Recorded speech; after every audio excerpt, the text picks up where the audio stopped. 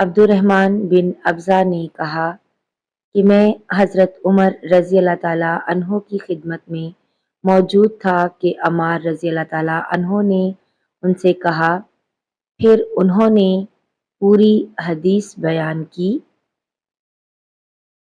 صحیح بخاری حدیث نمبر 342۔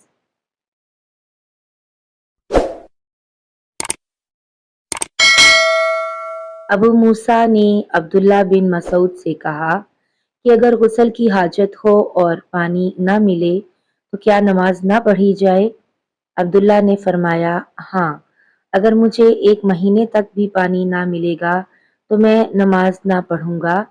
اگر اس میں لوگوں کو اجازت دے دی جائے تو سردی معلوم کر کے بھی لوگ تیمم سے نماز پڑھ لیں گے